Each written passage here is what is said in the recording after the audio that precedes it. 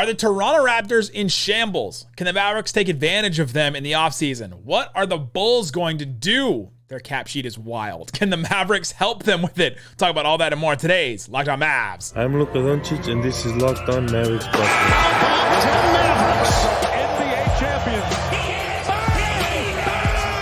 It's good, and the Mavericks have won the game. If you don't believe, you shouldn't be here. Loyalty never fades away. And welcome. You are locked on to the Dallas Mavericks. My name is Nick Angstadt, media member and NBA channel manager for the Locked On Podcast Network, your team every day. Thanks for being part of the show and making Locked On Mavs your first listen every day. We are free and available on all podcast platforms, including YouTube, where the best way you can help us grow the show is to listen every day and to comment anything below. Let us know, who would you want the Mavericks to trade for from the Raptors or the Bulls now that they've been eliminated? If you want to support the show, really cool thing that I've been really enjoying, subtext. You can text us. You get text alerts from us. We'll talk all about Mavs rumors over the offseason. We'll send out anytime we see or hear rumors. And you can subscribe to our subtext. Text 214-643-8637 or click the link in the description on YouTube or the podcast. And it's a great way to support the show. Today's episode is brought to you by Prize Picks. First-time users can receive a 100% instant deposit match up to $100 with the promo code Locked On. That's prizepicks.com, promo code Locked On. And joining me, as always, my co-host, regular writer and contributor at Mavs.com, the Vulture vlogger, the One More Thing King. What you got for me, Isaac Harris? Big day in NBA playoffs. Giannis goes down. Tyler Hero goes down. John Morant goes down. Netflix servers go down. Devin Booker goes down in a loss. And he gets right back up and complains. The Love is Blind reunion still hasn't aired by the time we're recording this, and I'm in shambles. Like, were you guys into that? Oh, 100%. Was I going to watch that over the NBA playoffs? Yes, I was. We were ready for it. And my wife is thoroughly upset, so we're waiting on pins and needles for it. I do want to give a shout out to Dank MFFL, works at Nike. Oh, yeah. And connected with her at Nike as I was shopping for some new stuff, just making a little stroll through Grapevine Mills, and always got to check in. First time for everything, signed a Nike badge. Wow. So Dank, don't go selling it on eBay. You're not gonna get anything for it. But I really appreciate you listening to the pod and all that stuff. You've made it. Shout out to you. And I got to get you some stickers so we can give out stickers when you see. I know. I need to give you a sticker, Dank. Maybe I can stop by. The store again and get a new pair. So when you see Raccoon Squad members IRL, you can give them to them. Exactly. Today's episode, we're looking at some of the teams that have been eliminated from the playoffs or the postseason already. The Raptors, the Bulls. Look at the Pelicans and the Thunder a little bit, but focus on those first two teams and see, can the Mavericks take advantage of them in the offseason? Because if you're out of the playoffs early or out of the postseason early, like the Dallas Mavericks find themselves. Wasn't even in playoffs. Like themselves now. Yeah, I keep saying playoffs. It was not for them. Yeah, both SGA and Luka didn't make the playoffs. That's so don't right. Make the playoff that's right. That's right. SGA making first team All NBA. We did our All NBA teams on Friday, so if you want to go check that out, that episode out, you can go listen to that and see who we had first team. Did we have Luka? Were we homers? Were we complete homers on it? What a tease!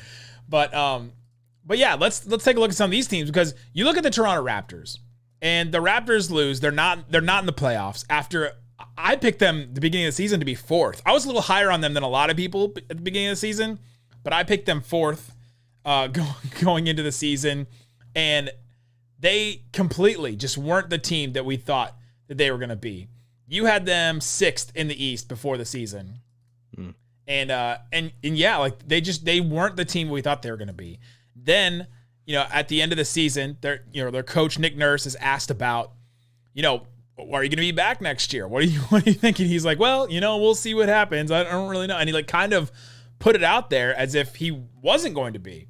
And then TSN reported that the front office was not happy with the press conference from Nick Nurse, and they let Nick Nurse hear about it. So it seems like Nick Nurse could be out of there. And could be the next coach of the Houston Rockets. He's got ties there and all that kind of stuff. Jackson Gatlin has been talking about that for seemingly weeks over on Locked On Rockets. But if Nick Nurse is gone and the Raptors seemingly are going to make significant changes, what do you think the first changes are going to be, and can the Mavericks take advantage of it? I mean, I think if you had to power rank blowed up teams, they're number one. I mean, they could legit be missing their coach or have a new head coach. And then literally every player on the roster outside of Scotty Barnes has been like rumored to, over the past, 4 months that, could be on the block. I mean, not only is Siakam and OG, we'll talk about them, but Fred Van Vleet and Gary Trent have player options. So like, they're probably going to opt out of those. Now, does a team ever go like full blow it up, head coach, top 4 players gone and all that? It's probably not going to be that, but like, I could see 2 of those 4 gone, maybe 3 of those 4. I wouldn't expect all 4 of them to be gone. Wait, you gonna say something? No, heck, the Mavs just need one of them. Just give one. They just need one player, because not very likely you get 2 different players from the Raptors, so they just need one. They traded for Pirtle. Pirtle's a free agent too. So, yeah. I mean, literally across the board, we could see some huge changes in Toronto. And as soon as that report, came out, or, even going back to the trade deadline, them shopping Siakam, OG, as soon as they got put out in the play-in, immediately, the Mavs are going to be, active this offseason. I mean, I'm not even going to be picky. I'll take any of those 4 guys on the Mavs. But if he had to rank, one of the 2, I think I'm going after OG pretty hard with everything I have. Getting the 10th pick on lottery night, that would be huge for their case, in the sense of like, hey, 10th pick, future first round pick, Josh Green, salaries. Salaries at that point. But even that, like, they said, didn't a report come out saying they turned down 3 first round picks for OG at the trade deadline? Yeah, they turned down multiple firsts for him, and there's teams out there like the Thunder that we're going to talk about later that have like 16 firsts over the next couple of years here, that have tons of stuff that they could send. So for the Mavericks, keeping that pick this year and not just having like 2 quote unquote future firsts would be massive. So the first thing that you have to really go to is the lottery and see what happens there, and see if you get in the top 4. Because if you get in the top 4, then all of a sudden that's a way better case that you can make to give up. And OG, is my number 1 guy too. The understated guy though that I think we need to talk about is Fred Van Vleet, because he has a player option, like you said, $22.8 million this season. He's probably going to turn that down, and he is the Dallas Mavericks safety net if Kyrie leaves. Because if Kyrie leaves and they clear up a bunch of space, right now the Mavericks would have cap space because Kyrie is not re-signed yet. We expect them to re-sign Kyrie, but if he's not, then Fred Van Vleet is the best option for them to sign. It's James Harden, Kyrie, Fred Van Vleet. Like, those are the guys that are going to be out there this summer that are going to be free agents probably. And Fred Van Vleet's the best guy there. He's 28, so he's not that old. You could sign him to a deal, and he would replace a good deal of what, Brunson gave you, what Kyrie gave you, and you wouldn't have to give up anything to get him except for, Kyrie leaving. Yeah, the irony of all of this is the, Jalen Brunson money, and hey, we're not going to give you Fred Van Vleet money, and then this whole full circle to Fred Van Vleet coming to Dallas to give him more money than what he is currently. Than the Fred Van Vleet money that the Mavericks were rumored to only want to get Jalen Brunson at the time. It would just like break your brain. But he would fit great in Dallas. Yes, he would play alongside Luka very well. He has playoff championship experience, can play defense, all of that stuff. He would check all the boxes. But yes, he is a backup to Kyrie. I will say this though, I would watch Pascal Siakam. And I would watch him in this case, that I think his value could be a little bit lower than OG's, because next year it's an expiring contract.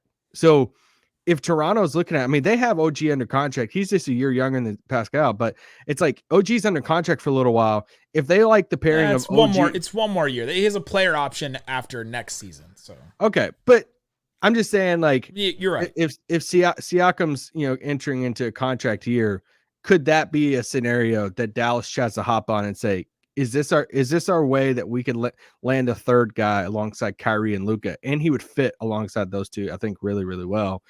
To unload everything you have, the 10th pick, future first, Josh Green, Hardy salaries to get Siakam in there. Siakam, Luka, and I would you go after all the guys in Toronto if they're open for business. Seriously. Coming up, should the Mavericks do that? Should they go all in on a Siakam and OG this offseason, give all their assets in one fell swoop for one guy? Talk about that coming up. But before we do, let me tell you about Prize Picks. It's daily fantasy made easy. You can go check it out right now and see what's available. If you love the NBA like I do, and you love seeing how players will do, betting against certain players, you love rooting for certain players, but you don't want to commit to like a full fantasy league all season. You're not Josh Lloyd. You don't want to like commit to that, because I definitely don't want to. I can't keep up with it all the time. Well, just do it night to night when you feel like you can. Go check out, see what's available on Prize Picks right now. Let's do Sixers versus Nets on Monday. Joel Embiid, 32.5 points, more or less. I think he's coming back with a vengeance. I'll go more on that. Mikal Bridges, 26.5. Oh, that's so easy. More on that one. Our old friend Spencer Dinwiddie, 16.5 points. More. Ooh, more on that one. Isaac is Kylo Renning this Prize Picks right now. You put down $20 on that, you can win 45. You put down $100, you can win 225. There's all kinds of different multipliers and things. You don't have to just do points either. You can do rebounds, assists, all that kind of stuff. And they have 100% deposit match up to $100 with the promo code Locked On. Again, that's prizepicks.com. All right, Isaac Harris, thanks everybody for hanging out with us. If you listen 5 days a week, you're part of the Raccoon Squad, and we're inviting the Raccoon Squad to our subtext to text us. You can text with us. I had somebody texting with us today that was like, man, I freaking love this. Love being able to talk Mavs with you guys. My wife can only handle so much. My 4-year-old can hang a little bit. And so if you want to talk Mavs with somebody and want to talk Mavs with us, subscribe to our subtext, link in the description below. And it supports the show for sure. All right, we've been talking about the Toronto Raptors and teams that are already out of the postseason now that could blow it up. And we've been talking about the Raptors because it seems like they're in shambles. Their coach is going to be gone. There's rumors that they've been shopping OG and all this stuff, and they may just want to go in a different direction. They have Scotty Barnes, who's super young, and they may want to just retool around him and get, Gary Trent maybe and some of these other guys instead of just like retooling around this core that just doesn't seem to work right now. What do you think about the idea that we mentioned before earlier that they should just go for all in for one guy?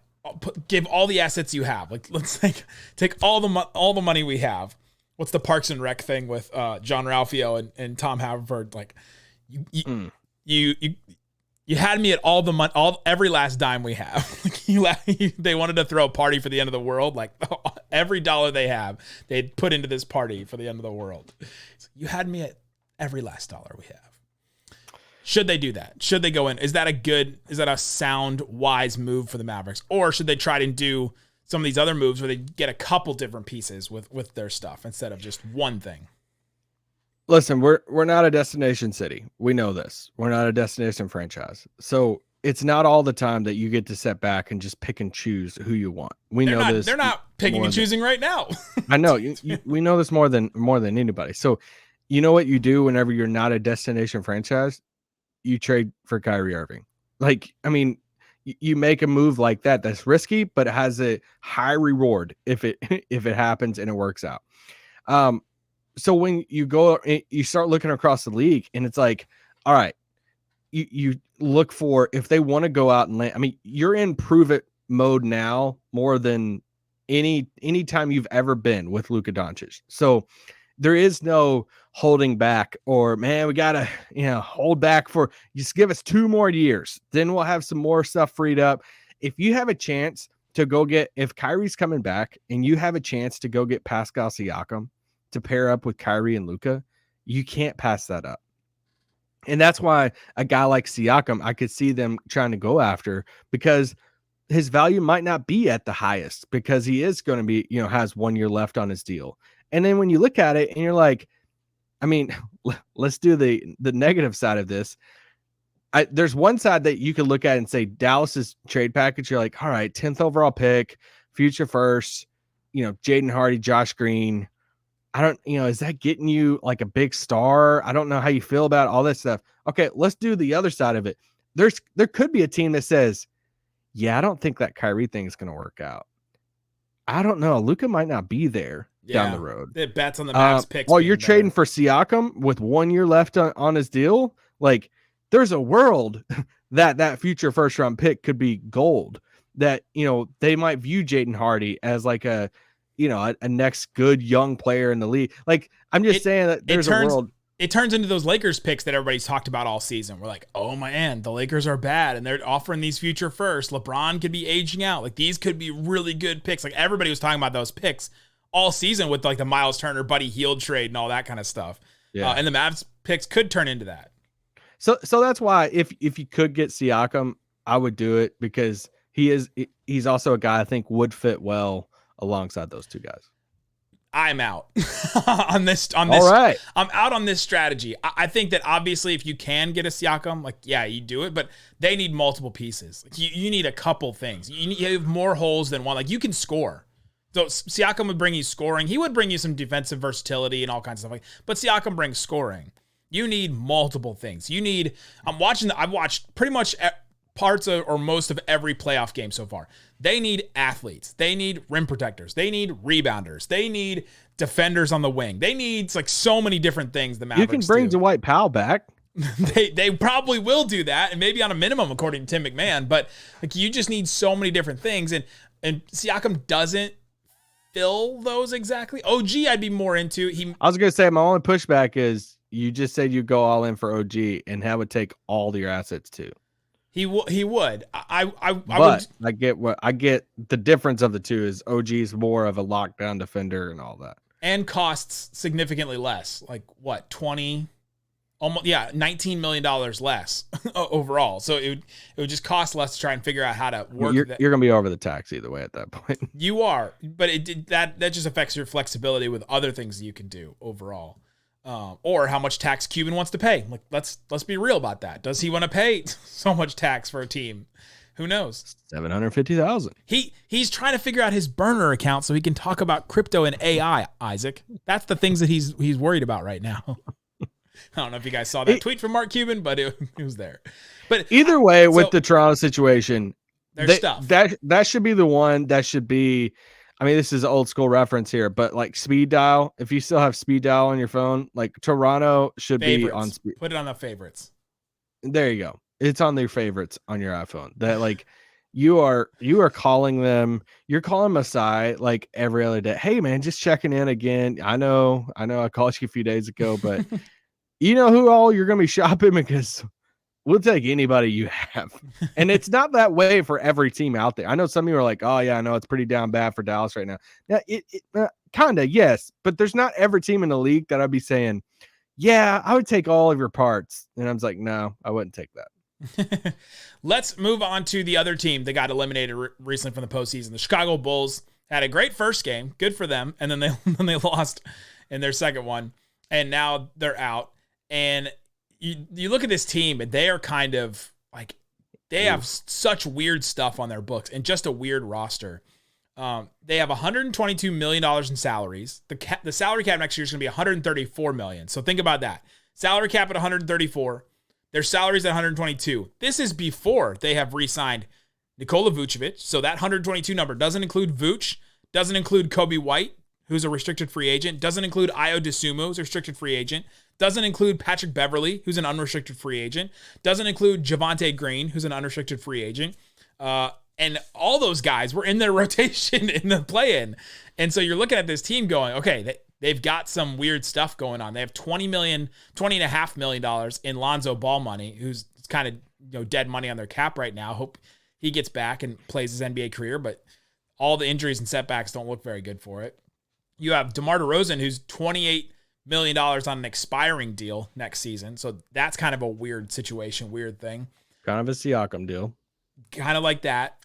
And then you have like Drummond and Derrick Jones Jr. who have player options who could just decide to leave, and then they can't really replace them. So just weird stuff going on in their sheet. I saved those for last. Are you happy that I saved? I just remember all the like the Christian Wood discourse this year. That was a whole different level of it. But before that was the Andre Drummond, and Drummond wasn't even on our team, and that was a whole debate.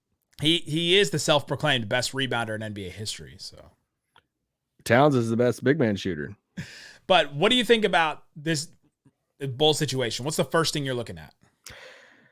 Coming up next, Wow. I'm going to tell you one player that they should call on draft night and say, we'll give you the 10th overall pick straight up for this guy. Talk about that coming up. But before we do, let me tell you about Built Bar. It's a protein bar. Tastes like a candy bar. They're delicious. I had a mint brownie puff bar today as a snack. Oh, I'm jealous. Needed something. I was about to go to the grocery store, and you know when you're about to go to the grocery store, and you're like, I can't go hungry. If I go hungry, I'm spending $200 and something, and half of it will just be random stuff that like, why did I get this? I'll just regret it later. Built Bars, you won't regret, and it'll help you not make those decisions later in life. Go check them out. See what's available for you. That brownie batter puff bar that I tell you all about, 140 calories, 17 grams of protein, only 6 grams of sugar in a bar that I guarantee is delicious. It's great. It's high in protein and that collagen protein that's better for you, all that kind of stuff. Go check it out, built.com. You can get them at Walmart, Sam's Club, and also at built.com. Try that code LOCK15. See if it still works. I think it did for me the other day. Go check it out, built.com. All right, Isaac Harris, thanks everybody for hanging out with us on Locked On Mavs, being part of the Raccoon Squad. If you listen 5 days a week, we thank you for gathering, as the Raccoon Squad does. We've been talking about teams that have been eliminated from the postseason already. The Raptors in shambles, talked about them. Now the Chicago Bulls. Isaac Harris, who's the one player you're calling on draft night, or at least calling AK from the Bulls and asking for? Patrick Williams. Wow.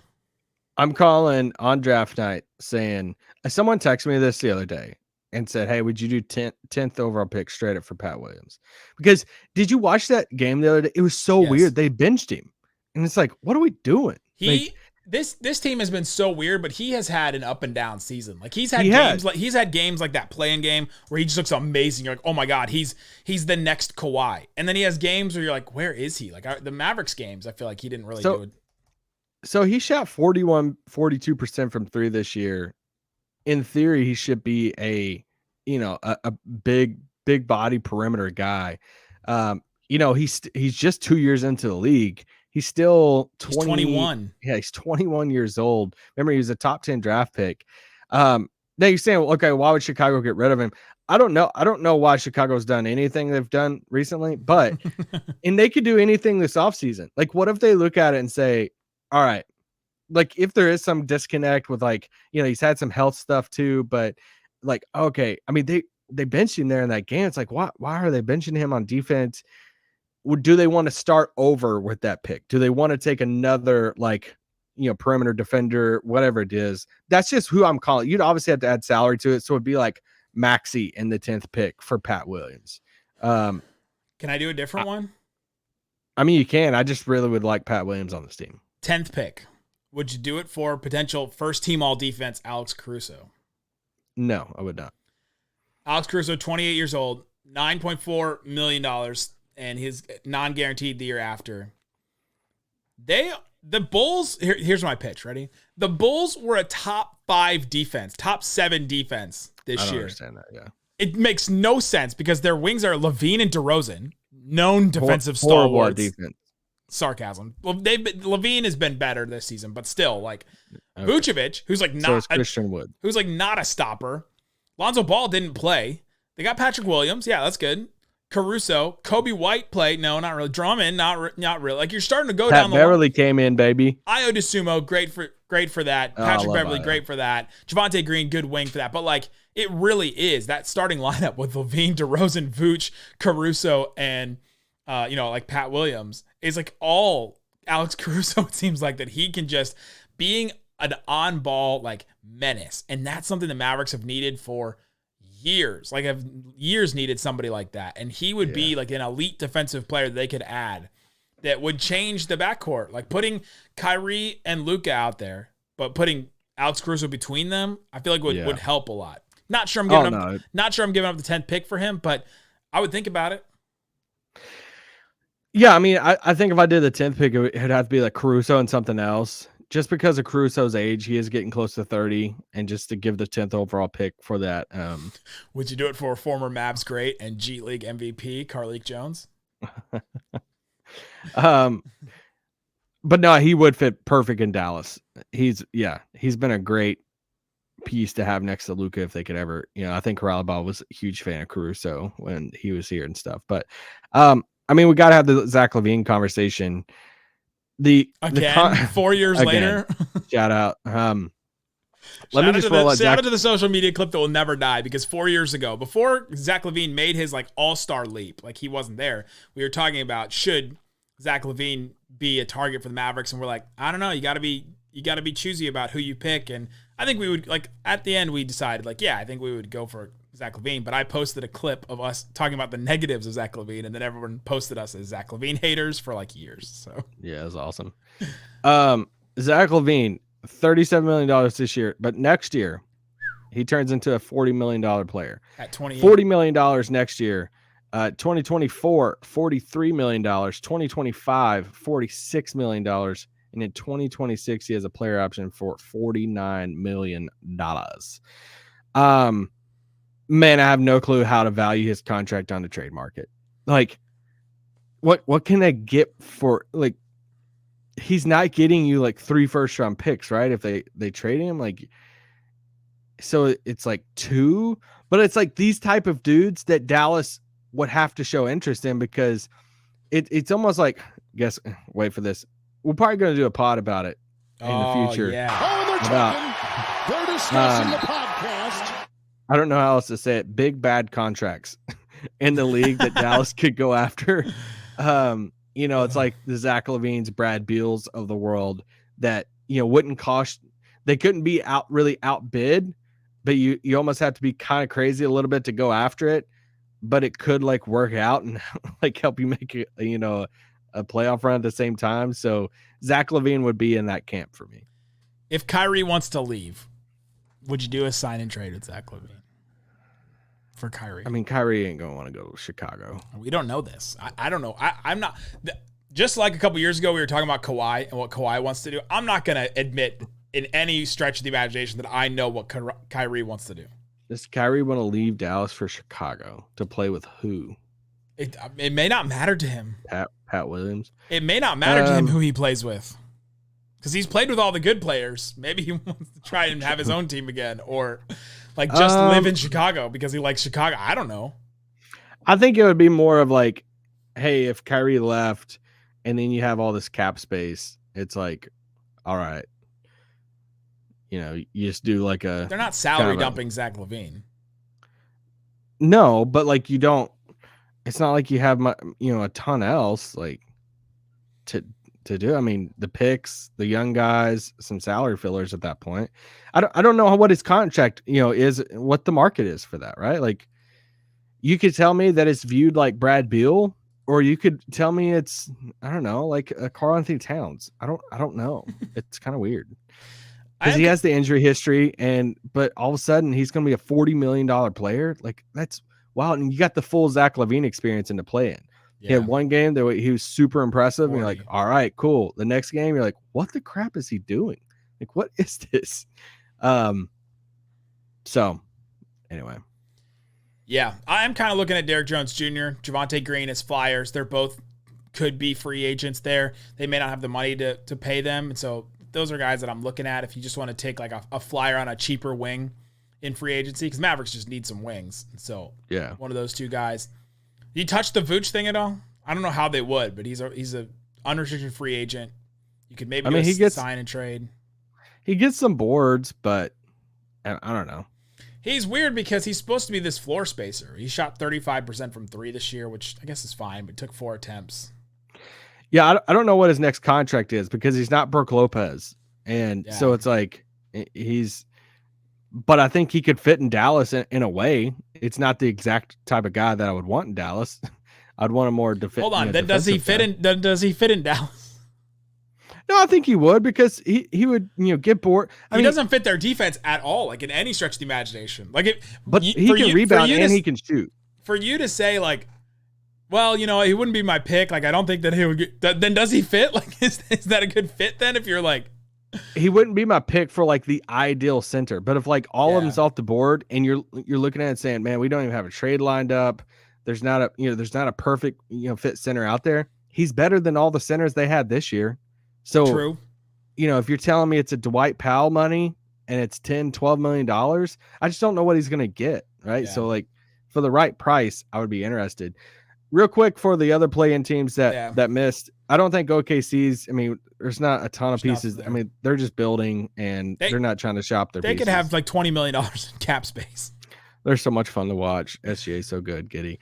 For the Pelicans, they're going to pay like $100 million to Zion, CJ, and Brandon Ingram. Yes. So could they look to try to dump like Larry Nance or Valanciunas, possibly just to shed some money, kind of like what they did with Devontae Graham? They swapped him out for a Josh Richardson expiring contract, save some money, this coming off season. So they're $20 million over the cap already, and Jackson Hayes is a restricted free agent. They have Josh Richardson, who they're going to let go probably. Zion's new deal kicks in, like you said. And then Jonas, I think you were about to mention, Jonas Valanciunas, $15 million expiring next season. So maybe they try to shed some of that and figure out how to do it. And yeah, because I don't know if a small market team that lost in the play-in wants to pay that much in luxury tax, like in tax money. It's tough. I would take Valanciunas for the right price. For sure. Yeah, he's making $15 million. That's different than a Vooch to me. Man, we haven't had somebody like Valanciunas in Dallas in like how long? Like a big bodied center. Oh my gosh, I'm trying to think. That just pull down boards. I mean, I can't say Tyson, I guess. Andrew Bogut. I mean, it's kind of like Bogut was so washed. It's kind of Dampier. You're talking about a big body, just himself. Oh my gosh. Juwan Blair. Yeah, so there you go. Let us know in the comment section, who do you want the Mavericks to trade for from Chicago or from Toronto? Let us know. And then go check out Locked On NBA. I'm going to be on Locked On NBA with Howard Beck this Monday, so make sure you check into that episode, and then he'll be across the network and he'll be on Locked On Mavs on Thursday, so come check us out then. Guys, thanks so much for listening to Locked On Mavs. Peace out. Boom.